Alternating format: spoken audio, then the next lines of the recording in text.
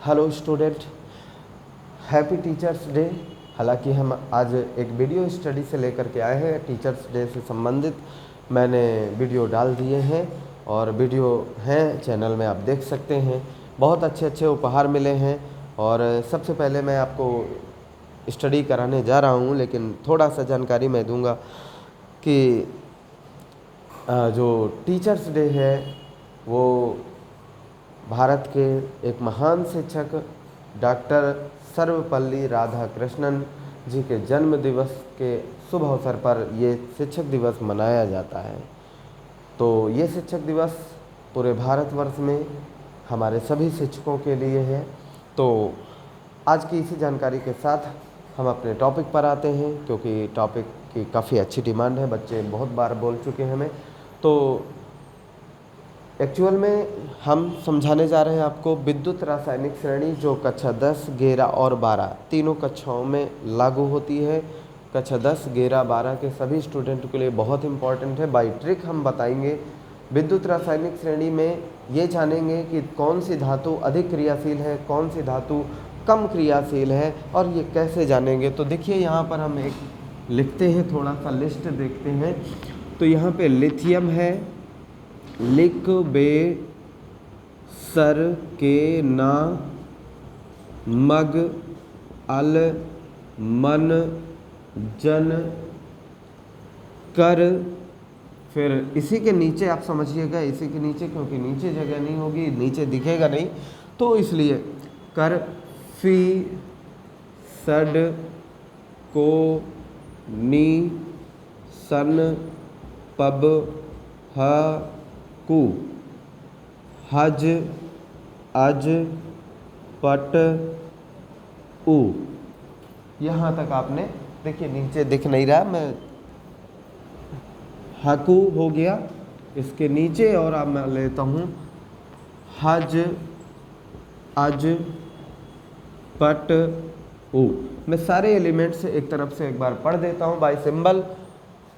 Li lithium, K potassium, Ba barium, Sr strontium, Ca calcium, Na sodium, Mg magnesium, Al aluminium, Mn manganese, Zn zinc, Cr chromium, iron Fe, Cd cadmium, Co cobalt, Ni nickel, Sn stannous tin बोलते हैं इसको, Pb lead, H hydrogen, Cu copper तांबा ध्यान दीजिएगा, copper तांबा, Hg mercury, Ag silver चांदी है ये सिल्वर, Pt प्लेटिनम, Au आरम यानी सोना।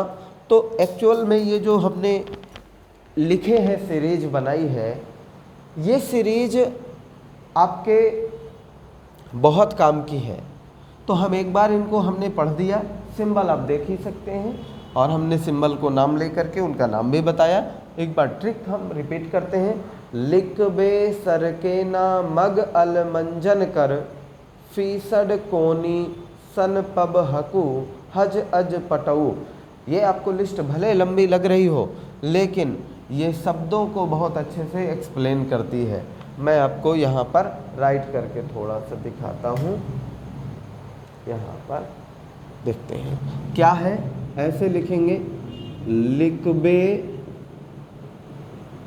सरकेना मग अल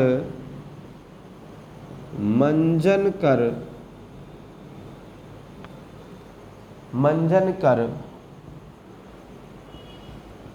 फिसड कोनी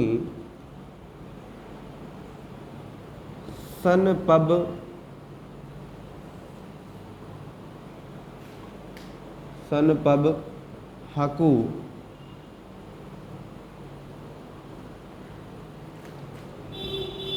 हज अज पटऊ। ये ट्रिक है। इस ट्रिक के माध्यम से लिखबे सरकेना मग अल मंजन कर फीसड कोनी सन पब हकू हज अज पटऊ।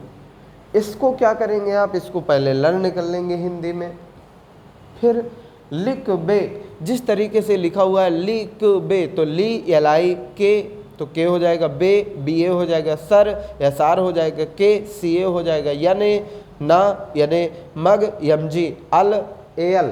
इस तरीके से आप उसको ट्रिक में बैठा लिए और इसे लर्न कर लीजिए। फिर इससे आपको पता चल जाएगा कि कौन सी धातु, कौन सा मेटल ज़्यादा रिएक्टिव है, कौन सा कम रिएक्टिव है, और हम इसका यूज बताए दे रहे हैं। देखिए इसका यूज ये है कि कोई रिएक्शन है तो आप बता पाओगे कि ये रिएक्शन में डिस्प्लेसमेंट होगा कि नहीं। 10th वालों की सबसे बड़ी समस्या है, अब आप आसानी से इसे सॉल्व कर सकें।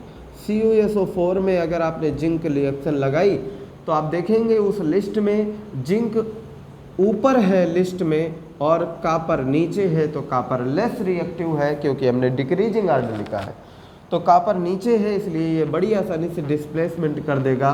तो यहाँ पर जिंक का सल्फेट बन जाएगा और कापर डिस्प्लेसमेंट हो गया इसका, तो कापर अलग हो गया। ये रिएक्शन बड़ी आसानी से यहाँ पर हो जाएगी इस तरीके से। लेकिन अगर हम इसी में कापर सल्फेट में अगर हम बोलते कि कापर सल्फेट में Ag की रिएक्शन कराइए सिल्वर की, तो यहाँ पर आपको रिजल्ट मिलेगा नो रिएक्शन का, नहीं रिएक्शन होगी, रिएक्शन नहीं होगी क्योंकि यहाँ पे सिल्वर की रिएक्टिविटी काफ़ी कम है कापर के रिस्पेक्ट में, तो सिल्वर कम क्रियाशील है, वो डिस्प्लेसमेंट नहीं कर पाएगा। ये आप लिस्ट से देख सकते हैं। Ag नीचे पड़ता है, तो जो लिस्ट में नीचे है वो क्रियाशील कम है, ऊपर वाले को डिस्प्लेसमेंट नहीं कर पाएगा।